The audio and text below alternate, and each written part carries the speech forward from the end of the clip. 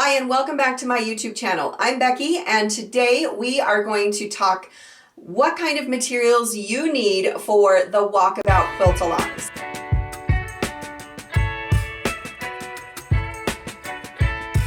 This free quilt along is available for anyone to sign up. Check the description below for the link that will give you all the information as to where you need to go to pick up the coloring page, the materials list, as well as our tracking sheets, both for movement, walking, and for sewing. So let's take a look at what you'll need for this quilt. I have a little collection of the fabric that I used for this quilt along, and first let's talk about our background fabric. From the materials list, you'll get exactly what you need for the yardage, but I thought I would show what I used. I can't tell if this is it, but anyways, this is just a tiny little pin dot, so it's a white on white, and it just has little tiny polka dots on it.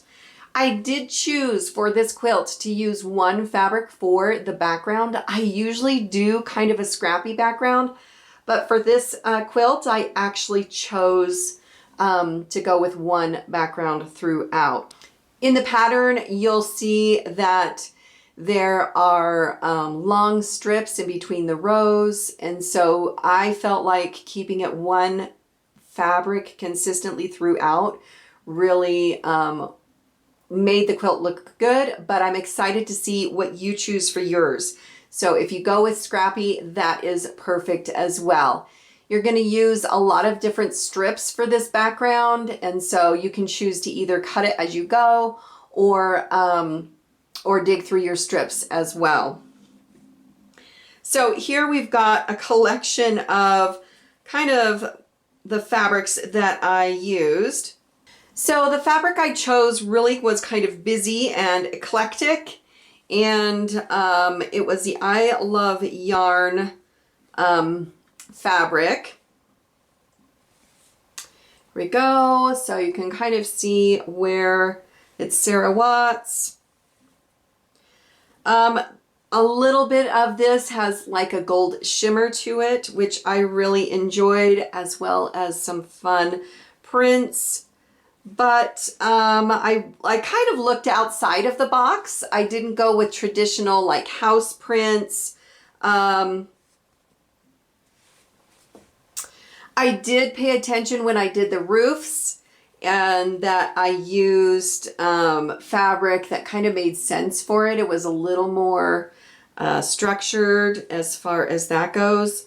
So I used this fabric for the roof a lot, as well as the lighter of the print. So I kind of kept that in mind as I was putting the houses together. I also maybe fussy cut a couple of the pieces, so if there was maybe a bird showing in the window or in the doorway, which made the quilt a lot of fun. While you're sewing, you will end up with a lot of half square triangles afterwards, because like the roofs use little squares on the end, and so you end up with a lot of half square triangles. So prepare for that if you're a collector of those fun extra blocks. I'm going to show off a couple of the blocks here. So this is the large house block, kind of has like a side, maybe a silo on the side, as well as the main house that has two windows, and then a garage area. So this one, they don't all coordinate or match, but I did choose some that do. So the house and the garage on the side match, and then the house on the left, or the silo or whatever, is its own. For the flower blocks, I just really used fabric that kind of spoke as far as flowers, leaves, and stems go. The traditional blocks, again, I just kind of played with placement, and I wasn't really too worried. They do repeat, as you can see, and I kept it consistent. So if you were to make this scrappy, these could each be their own fabric as long as they read the same tone or the same color. There are individual blocks as well. I kept my windows a light fabric and then did the door in some fun print. As you can see with this house,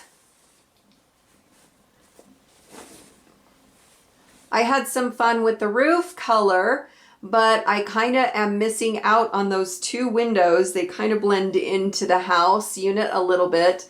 But I did have some fun with Fussy cutting the door. So there's a little fox in the door.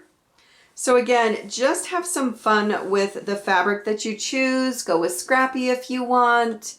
And here's another flower block. This one is like the tulip shape.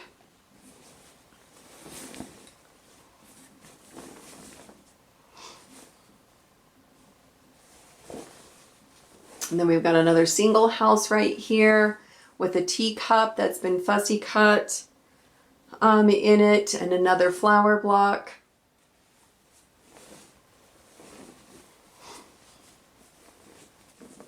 Another doorway with a fox in there.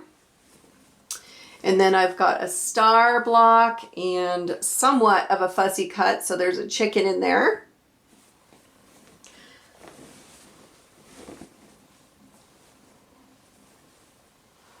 The fabric that I chose is a little busy, but overall it's okay because of the white around the blocks as well as the white strips that are separating the rows. So just have some fun with this quilt.